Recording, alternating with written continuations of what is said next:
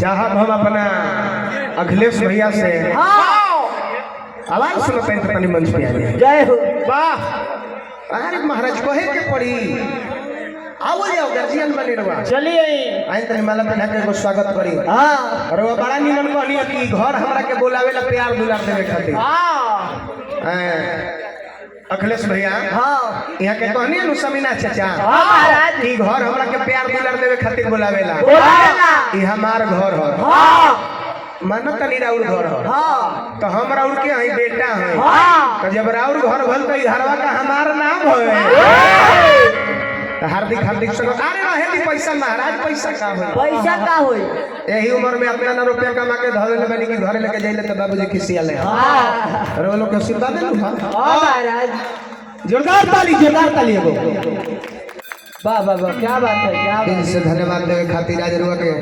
हमरा के आशीर्वाद दे के कहां से कहां पहुंचौले बनी हम नहीं जानते नहीं। हां हई अजीत हित का जनी है का कर रही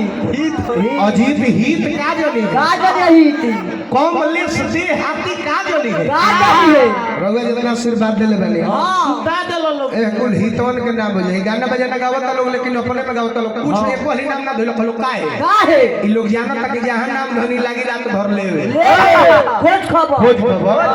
नाम धर्म लोग तो बोले हम ना धर्म तो बोले भाई ढेर दिन पर भेटल रोज रोज तू लोग थोड़े भेटल हो ना ऐसे हो भेटल बड़ा बढ़िया से ले लेवे तो हम के हमरो मन भर जाई का से तोरो मन भर ऐसे कि तू बोला भाई कि आज मेरा 5 गोला 6 गोला बा आ जब ए में ना बात बोले जाई तो के में बोले जाई मां गलती ना नु कहनिया ना ना हां तब तनी स्टेज खाली कर जाओ चाहब कि यहाँ 6 गोला बा तो 6 गोला रवा सब देखेल भाई तो 6 गोला के 6 गोला लेखा जब ले ना गावल जाई ताले मजा ना आई तो हमरा लोग से गोराए लेवल चाहतानी हम शुरू करी नु। हां कोनो दिक्कत ना महाराज गोर लगतानी पापा के गोर लगा हार्दिक हार्दिक अभिनंदन। हां हां रोशन कहले हनु हां हां ठीक बा उ तो हाथ से बजाए तो आशीर्वाद में बात बा आशीर्वाद मिले हम चली आशीर्वाद बोलो लोग बाबा बैठ वाह वाह वाह क्या बात है क्या बात। तब हम शुरू करी नु। हां करी कोई जाना है बोलो कमलेश देहाती अजीत हलचल रोशन राज प्रदुमन परदेसी समीना अच्छा बाप के पद के बारूंगा एक आदमी ये 4 जना करेली नु हम हां हैं कोनो दिक्कत तो सबको एक खाली हाथ उठा के प्रदुमन परदेसी का आशीर्वाद देवे सब काहे से कि हमरे नाम है प्रदुमन परदेसी देसी और वो लोग के आशीर्वाद रही तो अजीत हलचल कमलेश देहाती रोशन राज के रेले में हमर तनी दे तो तनी सबके हाथ उठा के खाली आशीर्वाद दे के कार्यक्रम शुरू करी सब कोई गार्जियन श्रोता समाज सब कोई आ तनी आओ मिजाज में मगते रही।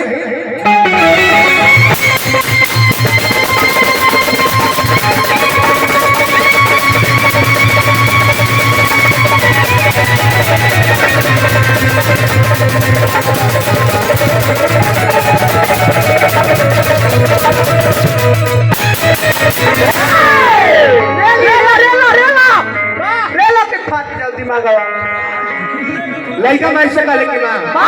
आज गरज में आवे में का हरज बाटे आज हमरो बचावल त हर फरज बाटे अरे की अइबू ना त लाज ना बात का मुना भैया चल चल बताओ ने बुई का का के बताओ बुआ बबुआ हां के बताई हो एकरा के झटका कहले झटका झटका अरे की अइबू ना त लाज ना बात अरे सच को पैसा दे आपका जल्दी जल्दी जल्दी जल्दी समय नहीं थे समय नहीं और दे हार्दिक अभिनंदन। अरे की अइबू ना त लाज ना बात अरे सच को कि औरज मारा हजी देखावा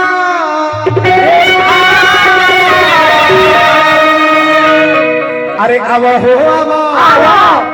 न चले हरो सन इनको जवाब दो जरूरी अब हो अब अरे सारा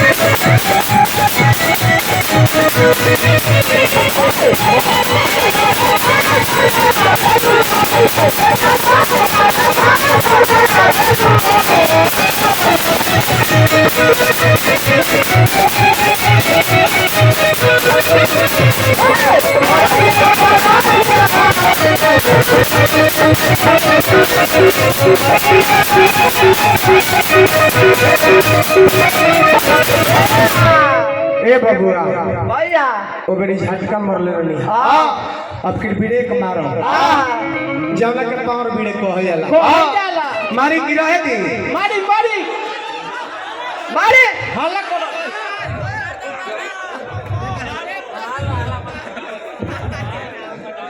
हाँ हाँ बिल्कुल बिल्कुल 2 मिनट के बाद 2 मिनट मारी जवना ब्यास को ब्रेक पता ना हो वो ब्यास लायक ना हो ना प्रदुमन प्रदेशी के ब्रेक हवे हो हाँ पवड़वे हो कि आज पूरा जिला तहका मचौले बा हाँ एही जना दी बाबा क्या तले अरे कितो हरे ही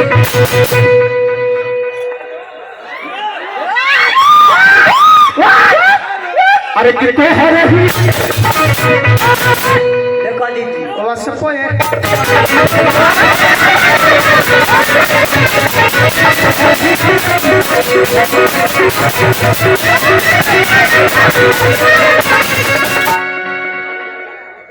हलचल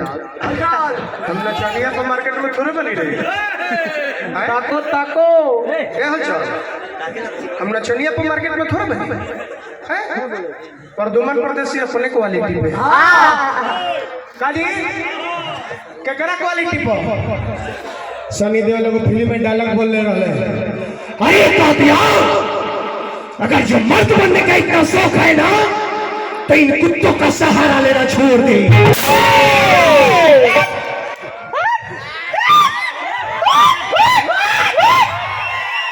देखो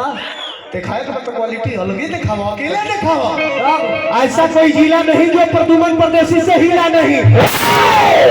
लेकिन इहो बारे मारे अजीत हो चल ऐसा कोनो गांव ना जहाँ जाके 2-4 लाख खाओ ना बोली यूट्यूब निकाल के वीडियो देखी देखी ई कमलेश के पहले बड़े कमलेश सिंह के पहले बड़े हाँ लेकिन दम बात इतनी हमारे सामने को के दिखावा लो देखाओ मैं भटियान फाड़ दे तो फिर हमर प्रदुमन प्रदेशी ना बना लगल जनता काहे फिरर बने काहे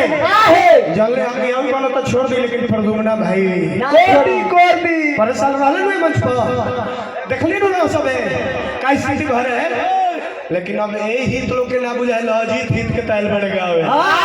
लइका भाई से लेकिन भाई अरे कितने हरे ही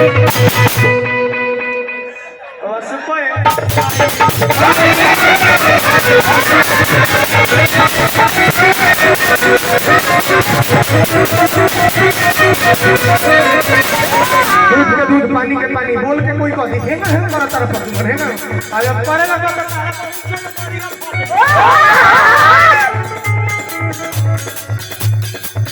आज माई हम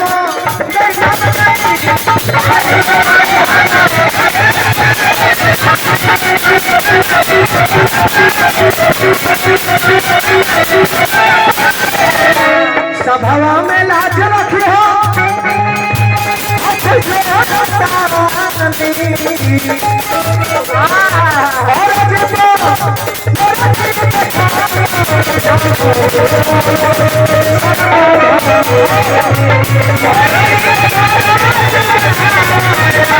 और